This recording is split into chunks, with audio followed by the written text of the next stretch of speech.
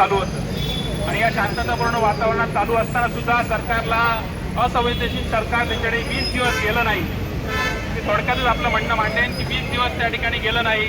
20 दिवसात त्यांना तडजोड करून ते उपोषण मागे घेण्यास लावलं पाहिजे होतं. शिक्षण मंत्र्यांचा राजीनामा द्यायला लावलं पाहिजे होतं. पण तसं न होता त्या विद्यार्थ्यांवरती 21 दिवस झाल्यानंतर सोनम वांगचुक यांना पांढऱ्या चादरी घेऊन उचललं गेलं आणि उचलून हॉस्पिटलमध्ये जमा केलं गेलं आणि त्यानंतर विद्यार्थ्यांवरती एक भ्याड हल्ला त्या ठिकाणी हल्ला करण्यात आला.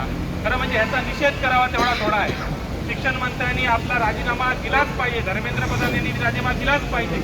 पण ह्याबरोबर मला असं वाटतं की ज्या विद्यार्थ्यांवरती हल्ला झाला त्या विद्यार्थ्यांवरती हल्ला कोणी केला तर गृहमंत्रालयाने केला, गृहमंत्र्यांच्या खात्याने केला.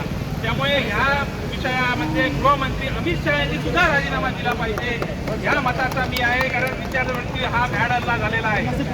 तुमच्या आमच्यामध्ये विभागण करण्याचं काम भाजपचं एक सेल IT सेल करत आहे. बरं म्हणजे तुम्हाला बघितलं असाल तुम्ही की इतके व्हिडिओ चांगले ज्या पद्धतीमध्ये येत आहेत, ज्या पद्धतीने पोलीस मारहाण करणारे व्हिडिओ येत आहेत, त्याच पद्धतीने भाजपचं IT सेल काय करत आहे, विद्यार्थ्यांनी कुठेतरी हल्ला केला हे दाखवत आहे, कोणाला तरी पाकिस्तानी ठरवत आहे, कोणाला तरी देशद्रोही ठरवत आहे. त्यामुळे तुम्ही सुद्धा सावधान राहिलं पाहिजे की या अनुषंगाने हे आपल्यावरती सुद्धा झाल्या घालू शकतात. त्यामुळे या ठिकाणी जागरूक राहून अशा लोकांना उत्तर देणं खूप गरजेचं आहे. कारण तुम्ही सुद्धा बाहेर पडलं पाहिजे. आज अशी परिस्थिती देशामध्ये होती 4 दिवसापूर्वी, 20 दिवसापूर्वी मी असं म्हणेन की कोणालाही कोणावर अन्याय होऊ नये, हे सगळं शांत राहायचे, लोक शांत राहायचे, जनता शांत राहायची. पण आज ती जनता प्रश्न विचारते आणि हा प्रश्न विचारलाच गेला पाहिजे.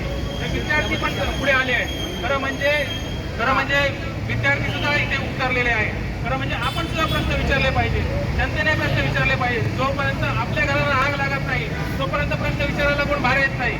असं का होतं या देशामध्ये? कारण तुम्ही लक्षात घ्या, आज तुम्हाला आवाज उठवायला तरी संधी आहे. उद्या जर संविधान यांनी बदललं तर तुम्हाला हा आवाज उठवायला सुद्धा मिळणार नाही याची खात्री तुम्ही करून घ्या. कारण तुम्हाला आज बाहेर पडलं पाहिजे. आज ही संधी आहे की तुम्हाला तुमचा आवाज तुम्ही या जनतेपर्यंत, या केंद्र शासनापर्यंत पोहोचवला पाहिजे. तुम्हाला हा आवाज पोहोचवलाच पाहिजे. कारण ही तुमचा आवाज दाबण्याचा एक प्रकार या ठिकाणी घडत आहे. मला या देशामध्ये लोकशाही उरली आहे का हा प्रश्न खरं म्हणजे या ठिकाणी उपस्थित होतो. लोकशाही उरली आहे का? हुकुमशाहीकडे या ठिकाणी वाटचाल या देशाची चालू आहे. ही अराजकता कोणी माजवली आहे? ही अराजकता 2 माणसांनी माजवली आहे, मोदी आणि शहानी अराजकता माजवली आहे. तर या अराजकतेवरती आपण उत्तर म्हणून या ठिकाणी रस्त्यावर उतरणं प्रत्येक माणसाची, प्रत्येक यांची जबाबदारी आहे. आणि ही जबाबदारी आपण सर्वांनी पार करूया.